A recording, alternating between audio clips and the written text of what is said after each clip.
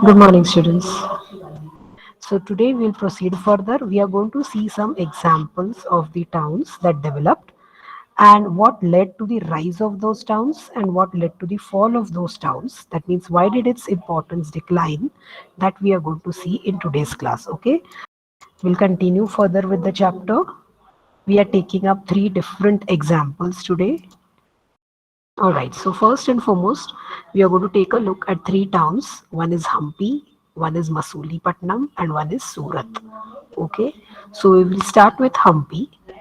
Okay, Hampi lies in present day Karnataka. Okay, like any big settlement, Hampi was situated close to water bodies. Yes, we had discussed why did towns develop around water bodies. Who will repeat that quickly? The reason.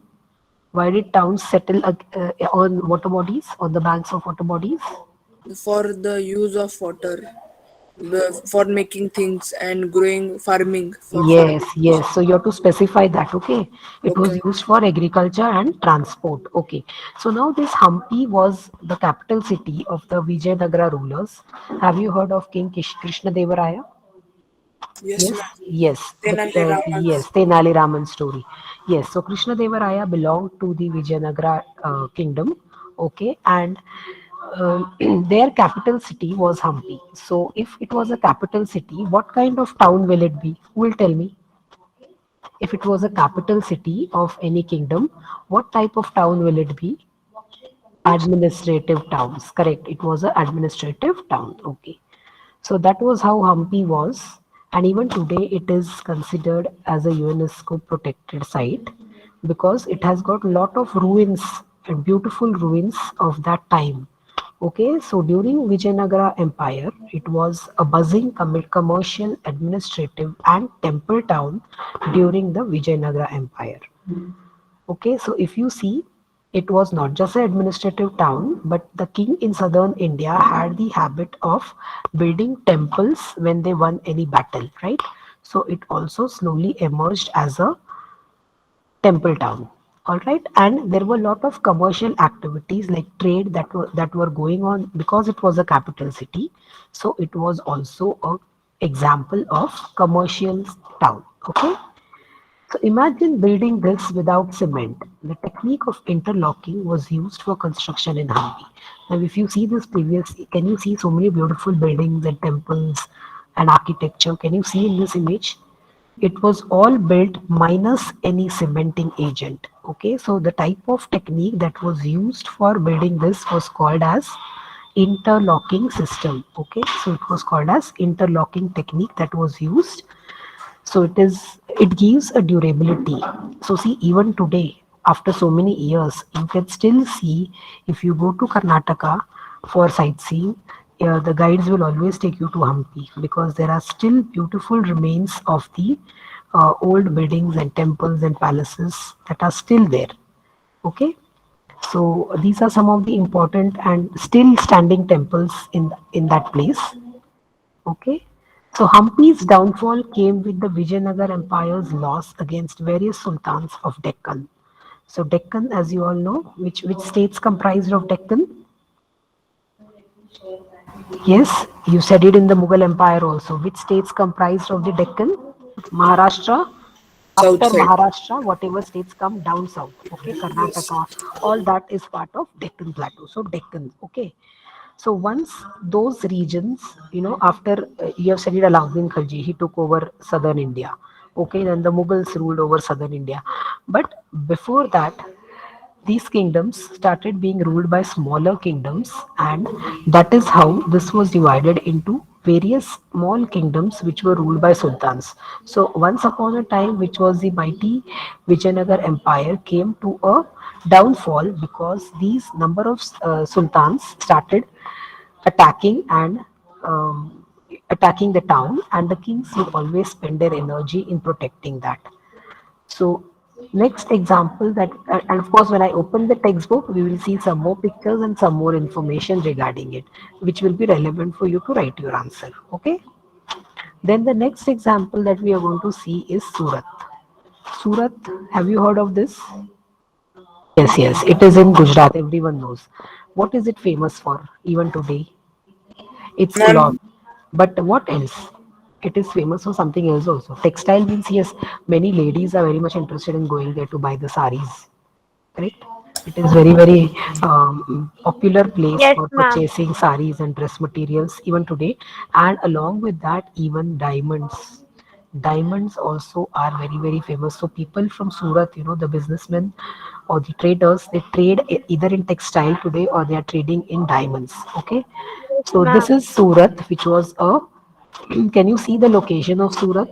Is it very close to the sea body? So what very type of close. town was it? What type of town was it? It was near to the sea. Yes, yes, it was near to the sea. So which town is From it?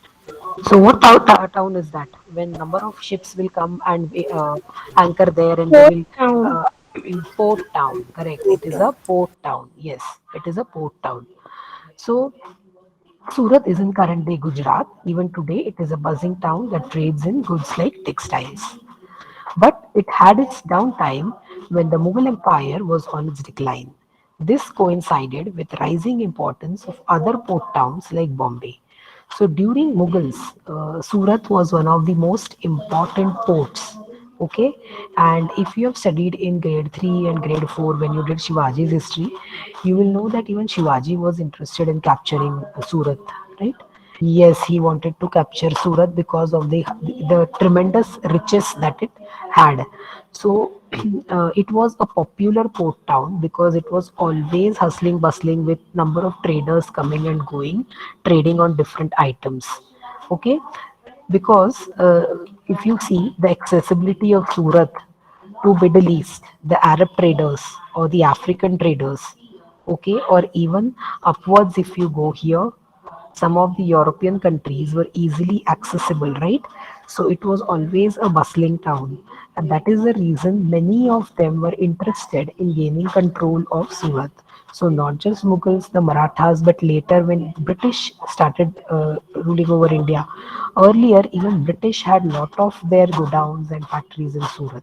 But after due course of time, after the Mughal Empire came to an end in 1707, after the death of Aurangzeb, the importance of Surat started declining, and the British also started giving more importance to Bombay. So, slowly, Bombay developed as a new port where the British East India Company started their trade.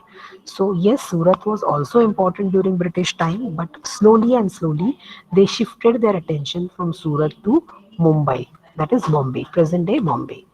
Okay, Surat gained importance because of its location close to the ocean. As you might have guessed, it served as a port to trade with regions in the west. So we already saw that in the previous slide when I showed you the map.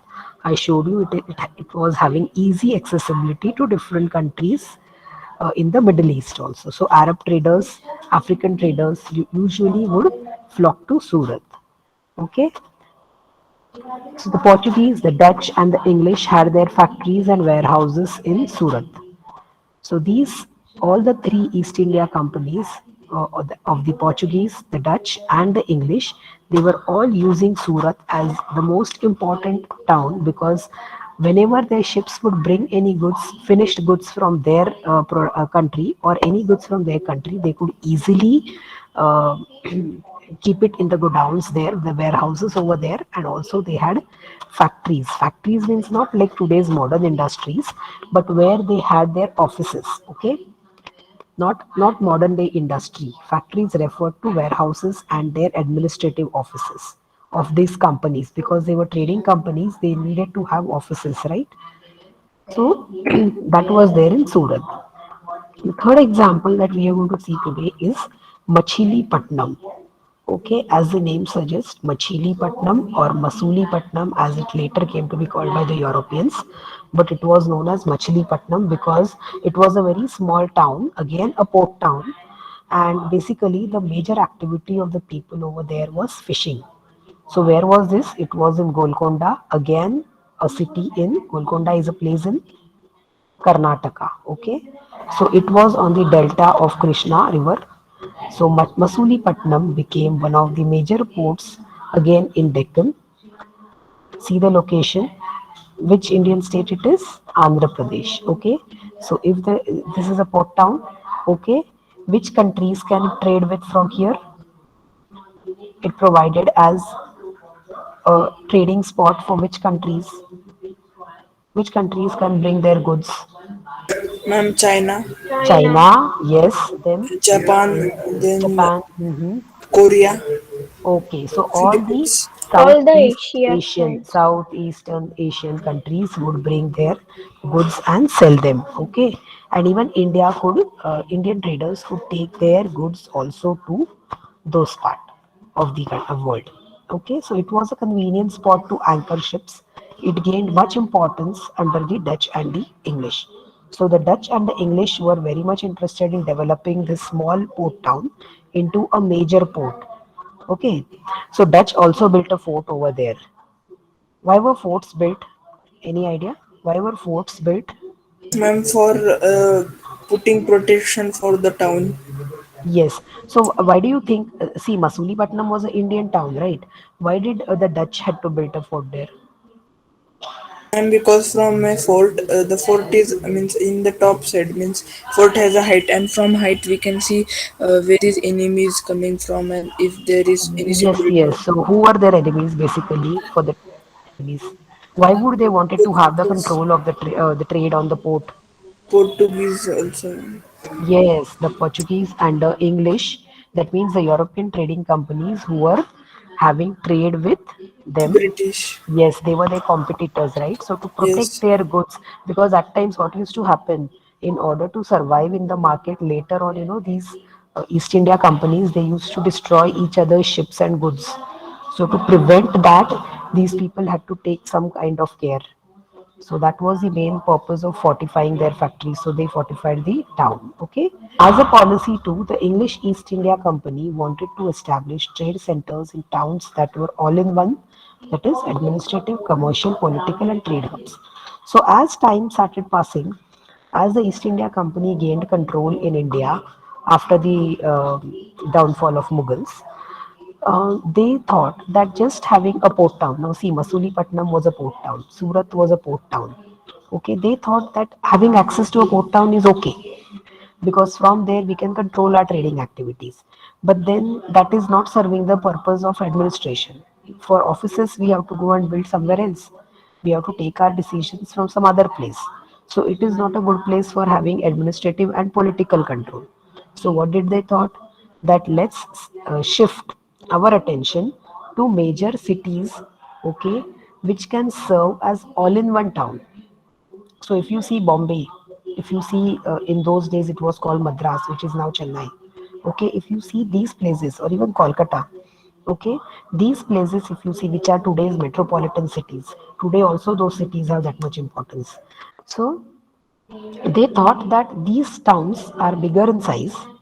They can uh, serve the purpose of political and administrative reasons also. They are good at bringing economic control also because lot of ships would always anchor and goods would always be exchanged.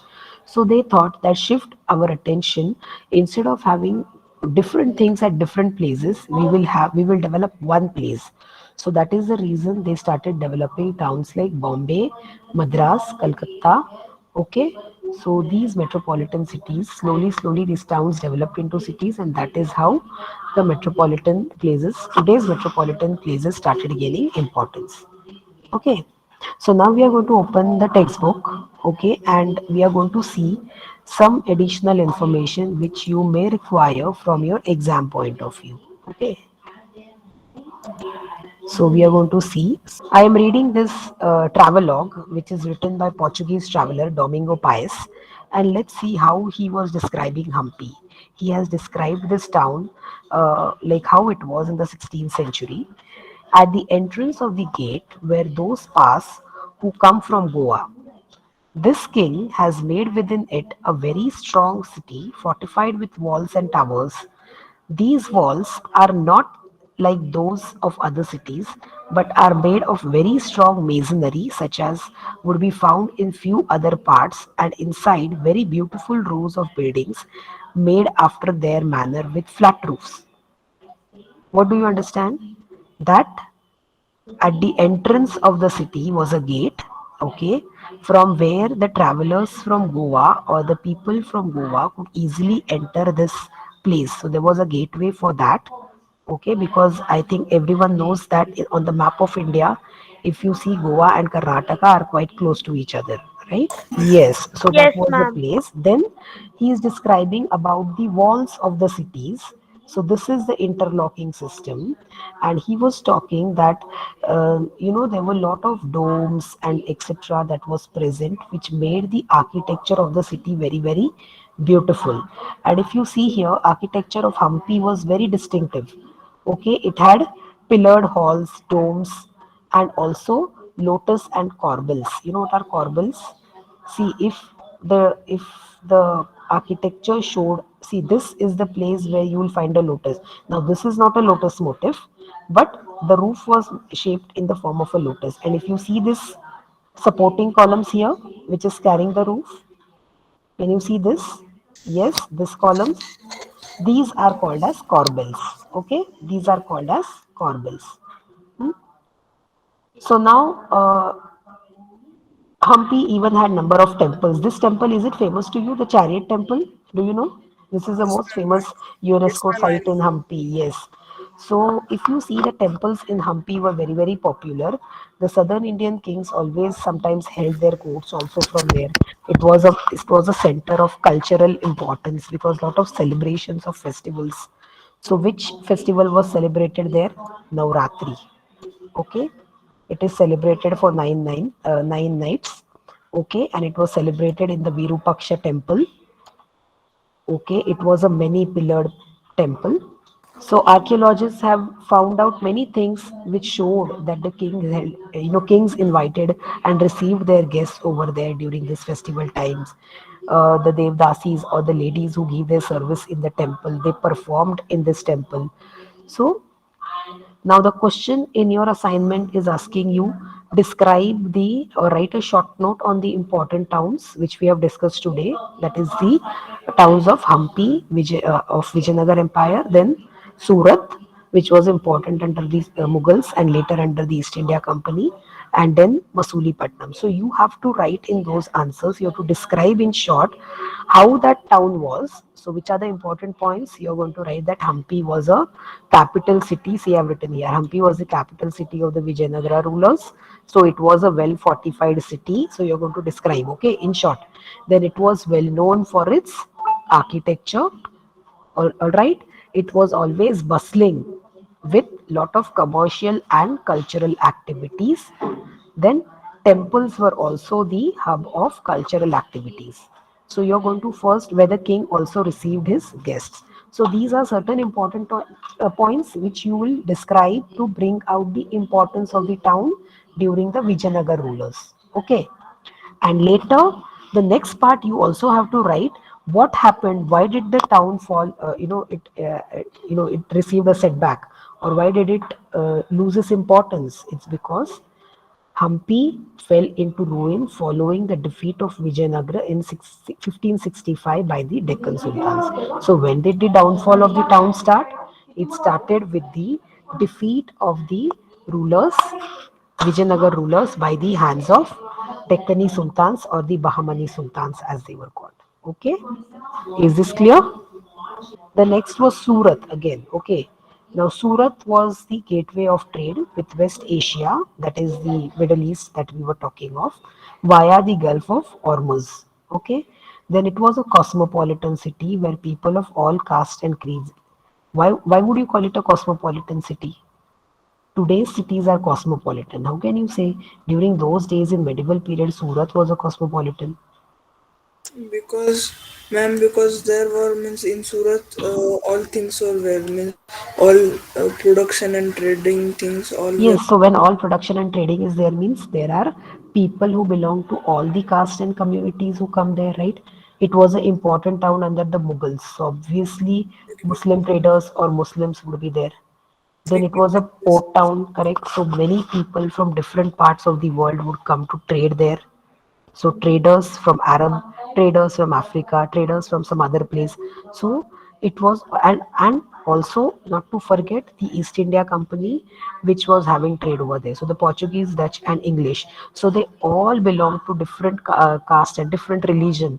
If you see the Portuguese, Dutch, and English, they were Catholics, they were Christians, whereas Mughals were following Islam, right? The Marathas were interested, so they were Hindus. So if you see at any given point of time, so it was a um, cosmopolitan town. Okay, then textiles of Surat were famous, and what else was famous? It was the hundis. You know what are hundis? Hundis means today you have those travel checks, right? Do you know what are travel checks? Instead of carrying cash, like our Yes, card, yes, debit card, yes. which we Debit use, card, or credit card. yes, like instead of carrying money, we actually use these travel checks or these kind of cards today, so that when we go to that place, instead of carrying all these things with us, we show that and we get the things that we want. Or today we swipe it. Today the system is different because it is modernized. But these hundis were also, so it was a way of transferring money. So it was very, very famous, and even far off lands like Cairo, in Egypt, in Iraq, also it was accepted. Okay, Antwerp. You know what is Antwerp in Belgium famous for? I told you in the beginning also. Surat today is famous for two things. One is textile and one is diamonds. Okay, so Antwerp in Belgium was famous for diamonds. Hmm? Now, um, caused the what caused the downfall of Surat?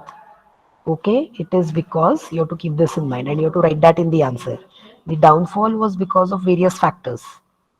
Okay, this is because of loss of markets and productivity because of the decline of Mughal Empire. When Mughal Empire declined in 1707 after the death of Aurangzeb, then the English East India Company started taking over it. But then later they all thought that their policy should be all in one town. Everything should be present in one town. So that is how Surat lost its importance as a port town. Of course, it's a port town, but it lost its importance like how it was in Mughal period, and the company shifted its attention to new headquarters, that is Bombay, present day Bombay. Okay, is it clear? Now the third town was Machilipatnam. Okay, so what was the plus point of that? It was the most important town, port town on the Andhra coast. Okay, the fort of Machilipatnam was built by Dutch. And what caused the downfall of that? The downfall of Machilipatnam was caused because the Qutub Shahi rulers of Golconda. Qutub Shahi, have you heard about them in Shivaji's history? The Adil Shah of Bijapur and the Qutub Shah of Golconda.